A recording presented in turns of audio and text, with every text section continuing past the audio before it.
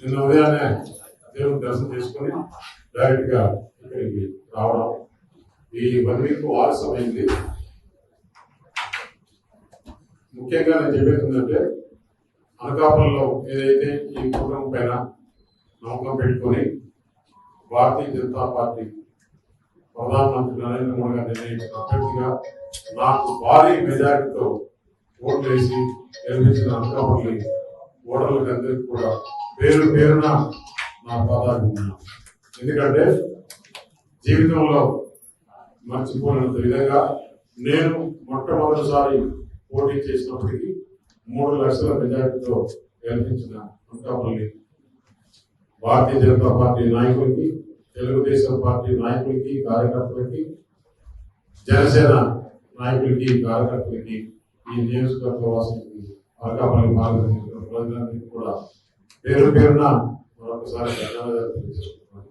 నేను ఏదైతే ఎలక్షన్స్ లో చెప్పానో దానికి రెట్టింపే ఈ అనకాపల్లి నియోజకవర్గంలో యువతకు ఉద్యోగ కొరత ఉంది.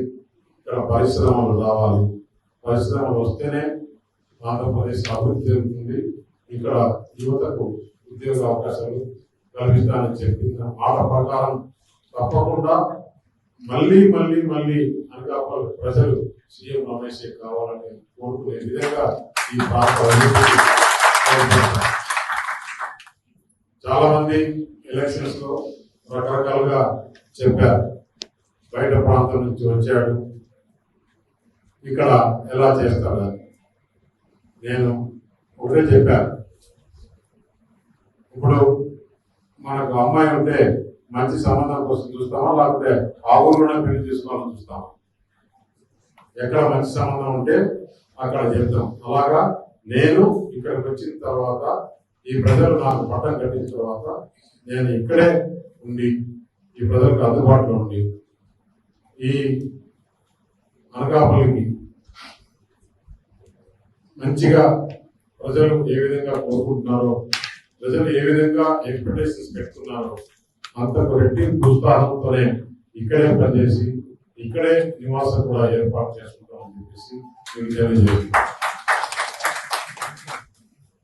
మొన్న చూశారు ప్రధానమంత్రి నరేంద్ర మోడీ గారు ఏ విధంగా మళ్ళా 3వసారి ప్రధానమంత్రి అయినారు. ఎందుకు చెప్తున్నానంటే, ఆంధ్రప్రదేశ్ రాష్ట్రం విభజించినప్పుడు 42 పార్లమెంట్లు ఉన్నాయి.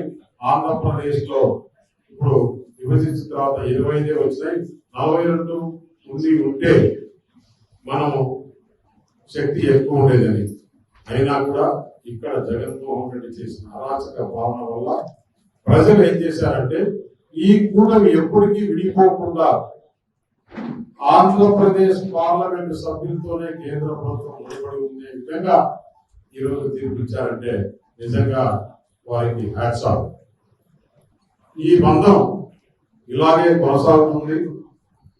ఇంకా 5 సంవత్సరాలు కూడా ఇంకా మెరుగైన విధానాలతో ఇంకా బలంగా 25కు 25 వచ్చే విధంగా ఈ కూటమి పనిచేస్తుంది. ఎందుకంటే ఇప్పుడు మన ఆంధ్రప్రదేశ్ లో ఉండే 21 మంది ఎంపీలతో ప్రభుత్వం ఉంది అని అందరికీ తెలుసు. ఇదే ఆంధ్రప్రదేశ్ ముఖ్యమైన కీలక పాత్ర పోషిస్తాం.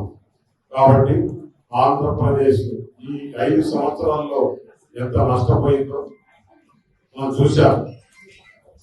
అరాచక పాలన, అభివృద్ధి లేకుండా ఏదో కొంచెం పడేసి వేరే రూపంలో ప్రజల సొమ్ము దోచుకున్నారు. వాళ్ళందరినీ కూడా ఆంధ్రప్రదేశ్ లో 5 సంవత్సరాలు జరిగిన దందాలన్నీ కూడా ఎంక్వైరీ చేయాలని చెప్పేసి ముఖ్యమంత్రి గారిని నేను కూడా కోరడం జరుగుతుంది. రాతపూర్వకంగానే కోరడం జరుగుతుంది. ఆ కాపీస్ కూడా మీడియాకు విడుదల చేస్తాను. నాకు చాలా ఇన్ఫర్మేషన్ తెలుసు. ఆ ఇన్ఫర్మేషన్ అన్ని కూడా ప్రభుత్వ దృష్టికి తీసుకెళ్తామని చెప్పేసి తెలియజేస్తున్నాను. 1 కాదు, 2 కాదు, 100. అసలు మన ఏపీబీసీఎల్ అయితే బ్రూవరీస్ కార్పొరేషన్ 25 కోట్ల రూపాయలు వాళ్ళకి శాలరీ ఇస్తారు. దాదాపు 4,000 మంది సాఫ్ట్వేర్ ఎంప్లాయీస్. 25 కోట్లు అంటే 30,000 రూపాయలు ఒకరికి ఈ షాప్ లో పనిచేసే వాళ్ళకి జీతం ఇస్తూ వాళ్ళ దగ్గర నుంచి 5,000 రూపాయలు కిక్ బ్యాక్ తీసుకొని నెలకు 5 కోట్ల రూపాయలు మిథున్ రెడ్డి జోబులకి పోతుందంటే మనం ఏమనుకోవాలి. అలాగే సెక్యూరిటీ 1,500 మంది ఉంటే వారికి శాలరీల నుంచి మంత్లీ 1.5 crore మిథున్ రెడ్డికి ఇవ్వాలంటే, అంటే నేను చెప్పేది ఎంప్లాయీస్ దగ్గర నుంచి కిక్ బ్యాక్స్ తీసుకొని పని చేస్తున్నారంటే మనం ఏ విధంగా అర్థం చేసుకోవాలనో చూడండి.